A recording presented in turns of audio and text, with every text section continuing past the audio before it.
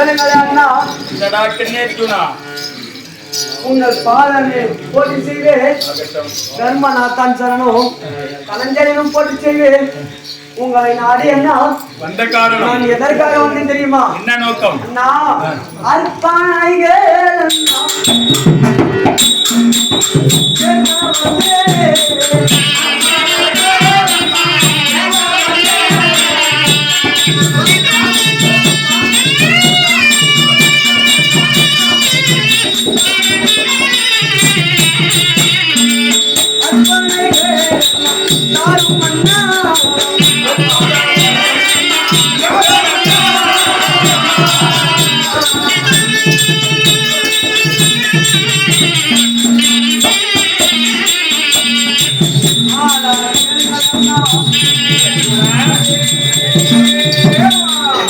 உங்களை தேடி அண்ணா, உங்களை நாடி அண்ணா நான் எதற்காக வந்து தெரியுமா? காரணம் அர்ப்பணை பெற்று போகலாம் என்று வந்தேன். என்னிடமா? ஆமா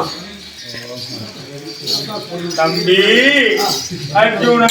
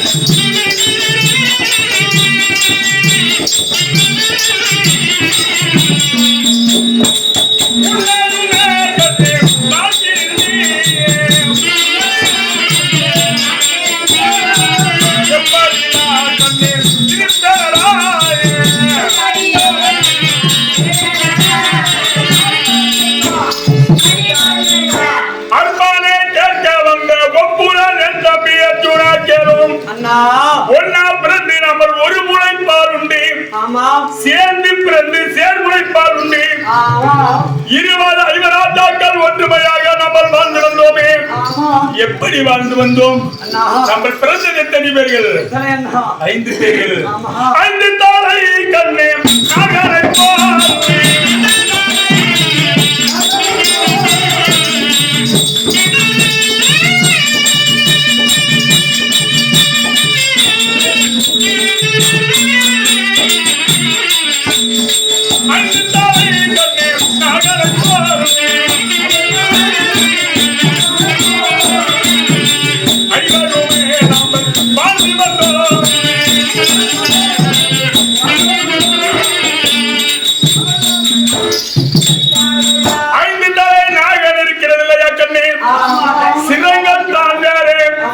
பிண்டம் ஒன்றில்லையா?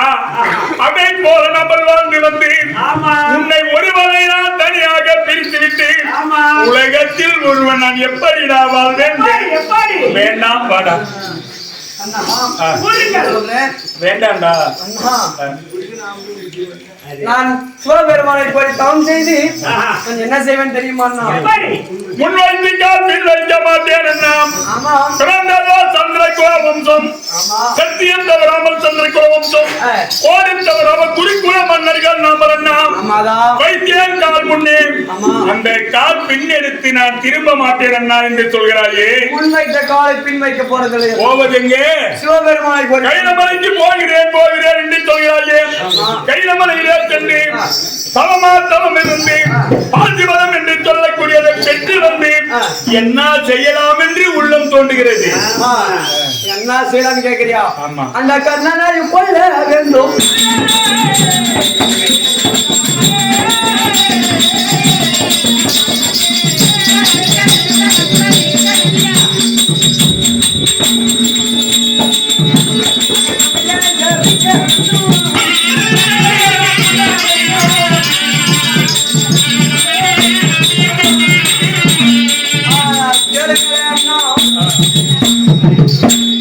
அன்றைய தினத்திலே அண்ணா யாரை கொள்ளணும்?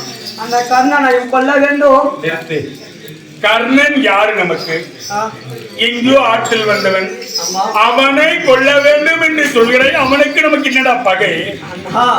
அன்றைய தினத்திலே அண்ணா உங்களை பார்த்து அவன் ஒரு வார்த்தை சொன்னானே, எங்கே மறந்து விட்டீர்களா அண்ணா? இந்திரபிரதத்தில் நாசனாபுரம் அழைத்தான் துரியன். ஆமா, சூழாட வேண்டும் என்று சொல்கின்ற போது அப்படி அவன் என்ன சொன்னான்? நான் சொன்னேன்.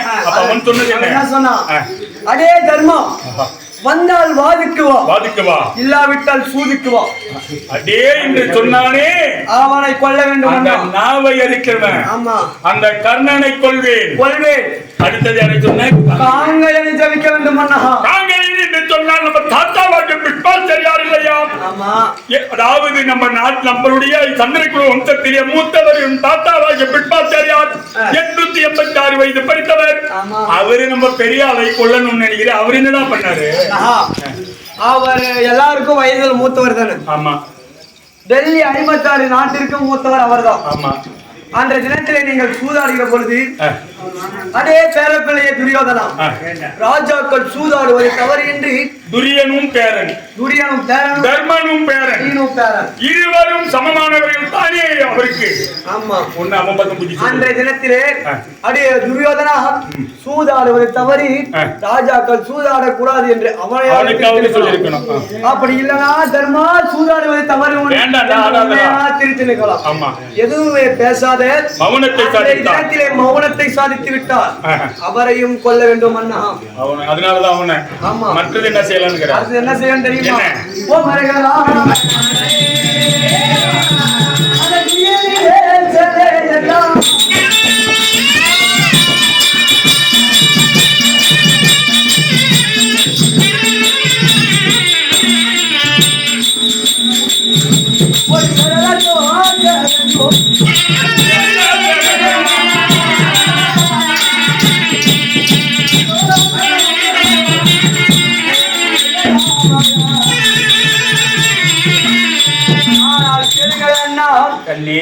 அந்த துரியனில சேனையில் ஒரு சேனலாட்டமாக்க வேண்டும் அண்ணா. அந்த 11 ஆகியோட சேனையெல்லாம் ஒரு சேனலாட்டமாக்க வேண்டும் அண்ணா. அதுதானா இன்னும் ஏதாவது இருக்கா? அது மட்டும் அண்ணா, எந்த நான் அபிமேச்சனே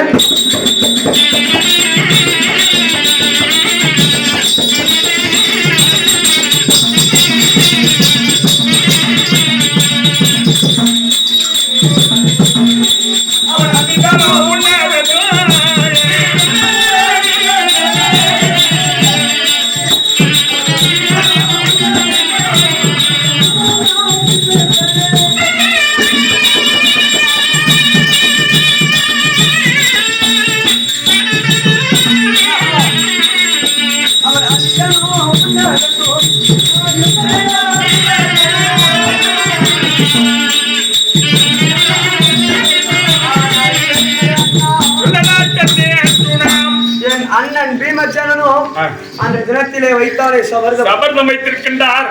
எந்த அந்த அறிவடி படி மீது எத்தி மனைவி பாஞ்சாலியை துயிலுரித்தான் தம்பி துச்சோதனை விட்டு துயிலுரிக்கிற பொழுது அந்த வலது துளை மீது அமர செய்த சொன்னாலும் அந்த வலது துளையை உடைத்து அதில் வரும் உதிரங்களை தண்ணீராக அருந்தும் வரையிலும் இரு கையால் ஜலமலை அருந்த மாட்டான் என்று ராஜராஜர்கள் சூழ்ந்திருக்கக்கூடிய சபையிலே சபதமிட்டிருக்கின்றான். சபதம் எடுத்திருக்கிறார். பீமன் சபதம் முடியணும். பீம சபதம் முடியணும். அடுத்தது என்ன செய்ய தெரியுமா? ஆதிசக்தி கோபாலைக்கும்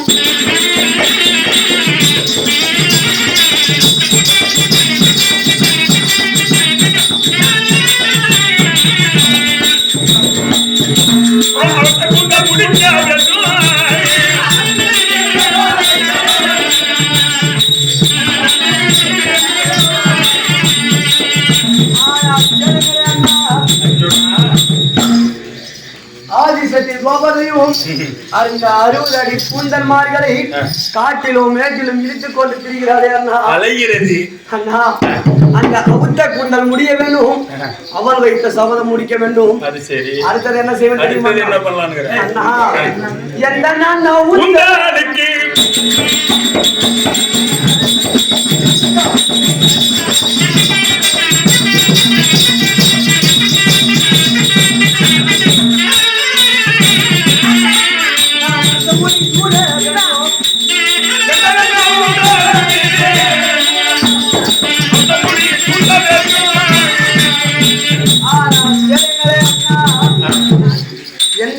உண்டனுக்கு உந்தனுக்கு இந்த அரச முடிய புடுங்கலானே அன்று தினத்திலே அந்த அரச முடியை சூட வேண்டும் அண்ணா.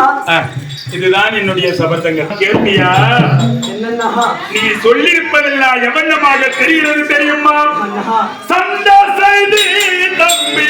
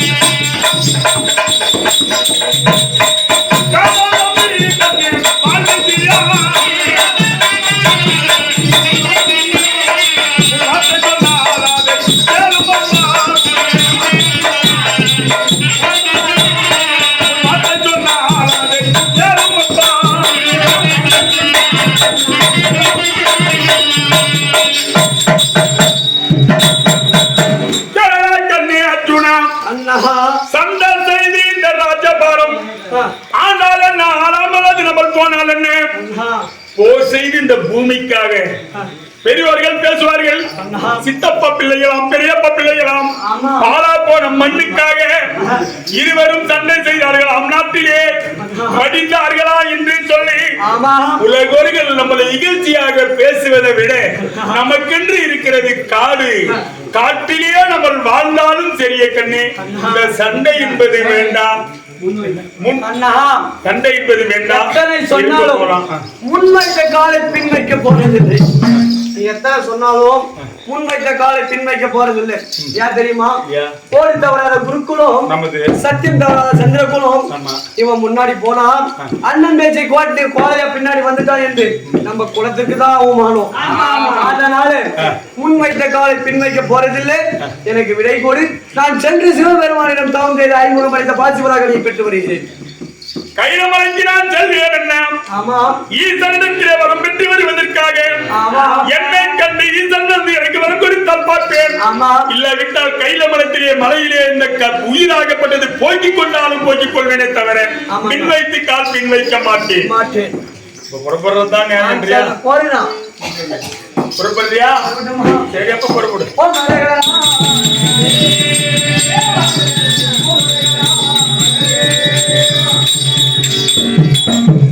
மறுபடியும் முதல்ல இருக்கா? புறப்படுகிறேன் என்று சொல்லி புறப்பட்டு போகிறாயே, நீ பூண்டிருப்பது என்ன? தவக்கோலம். போவது எங்கே? ஆரண்யமலை, சிவபெருமானை கோயில். கைலமலை. ஆமா. கையில் இருப்பது காண்டிபம். எதற்கு? அண்ணா, நான் செல்வதோ ஆரண்யமலை கானகம். சரி, எத்தனையோ இதர் வந்து நிகழலாம். என் தற்காப்புக்காக நான் வில்லை எடுத்துக் கொண்டு போகிறேன் அண்ணா. போவது ஆரண்யமலை கானகத்தில் போகிறேன். ஆமா. எத்தனையோ மிருகர்கள், மிருகமோ ராட்சதர்கள் எத்தனையோ பேர்கள் வருவார்கள். ஏதாவது என்ன இடைவெளி செய்ததே உண்டானால் எடுப்பேன் கானத்தை, தொடுப்பேன் பம்பை, மடிப்பேன், அங்கே புறப்படுவேன் கைலமலை. ஆமா. இதுதானா? ஆமாண்ணா. ஒரு விஷயம் தெரியுமா கண்ணு? இப்ப கூட ஐயப்பனுக்கு மாலை போடுறாங்க, ஓம் சக்தி மாலை போட்டுக்கிறாங்க. ஜோதி என்பது ஒரு சாவன் ஆயிடுச்சுன்னு வச்சுக்கோ, அந்த சாவன மாலையை கூட கலட்டிட்டு, அதாவது அடுத்த முறை கூட கடவுளே வர இந்த மாதிரி ஒரு இடைமுறை நேர்ந்து விட்டது என்று சொல்லி மாலை கட்டிடுறாங்க. அப்படித்தானே? அதை போல நீ போவது கைலமலைக்கு. யாராவது இடைமுறை செய்தால் எடுப்பேன் பானத்தை, தொடுப்பேன் நம்பை, மடிப்பேன், அங்கே போவேன் கைலமலை என்று சொல்கிறாயே.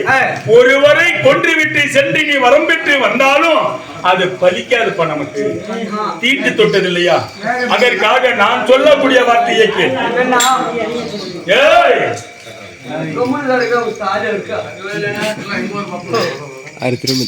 நான் சொல்லக்கூடிய வார்த்தையை கேட்டால் அழகாக சென்று வரலாம்.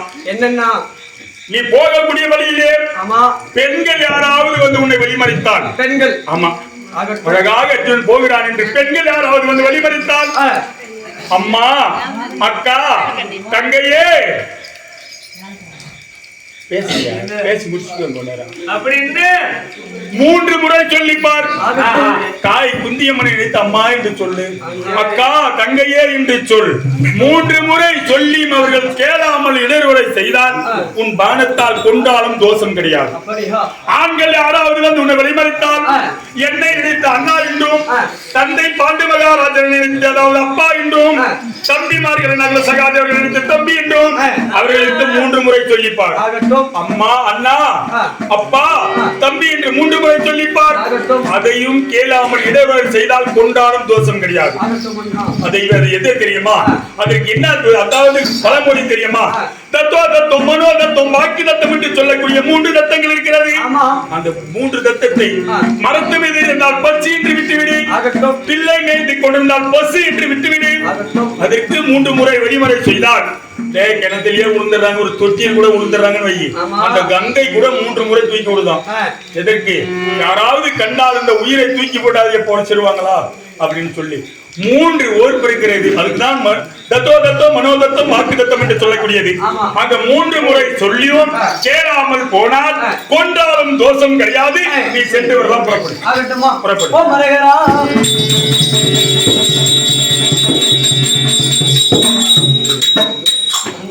வாங்க. ஓடா என்று சொன்ன உடனே கடவுள் மீது இருக்கக்கூடிய பக்தியை வைத்து புறப்பட்டுக் கொண்டிருக்கிறாயே. கைலமலைக்கு என்றாவது போயிருக்கிறியா? போகாதவங்க ஒரு ஊருக்கு போகணும்னா எத்தனை நேரத்துல கேட்கணும்? கொஞ்சம் தொலைவு போனா இந்த வழிதான் இருக்குமா, இல்ல இந்த வழிதான் இருக்குமா, இந்த ஊருக்கு போறதுதான் இருக்குமா அப்படின்னு பல இடத்தில் கேட்டுதான் போனோம். அதற்காக நான் சொல்லக்கூடிய அதாவது வார்த்தையை கேட்டால் யாரையும் கேட்காமல் கைலமலைக்கு போகலாம். என்ன வார்த்தை? என்றுமே நீ போனதில்லை. ஆனால் நீ கேட்டு கேட்டு ஒரு இடத்தில் கேட்டு போனால் எத்தனை நாள் ஆகுமோ கைலமலைக்கு போவதற்கு தெரியாது. அதற்காக இதோ என் கையில் இருக்கக்கூடிய சுடாமணி புத்தகத்தை உன்னிடத்தில் ஒப்படைக்கிறேன். எனக்கு மூதாதிகள் கொடுத்தது. ஒரு இடத்தில் இருக்கக்கூடிய தர்மாயுத வாசித்துக் கொண்டே என்று சொல்லிக் கொடுத்தது. இதை நான் வாசித்துக் கொண்டிருந்தது உன்னிடத்தில் கொடுக்கின்றேன் என்ற சூடாமணி புத்தகம் என்று சொல்லக்கூடியது. இதை தலை குனிந்த பாவனையாக இதையே நினைத்துக் கொண்டு ஈசா கைலாய நாதா கைலமலைக்கு வருகிறேன், முக்கண்ட படித்த வரவில்லை 2011 என்று சொல்லி இதை வாசித்துக் கொண்டே நீ போனால் யாரையும் கேட்காமல் நேராக கைலமலைக்கு போகலாம். இது கொடுக்கிறேன். வெற்றி வீரனாக பக்தி புரிந்து வர வேண்டும்.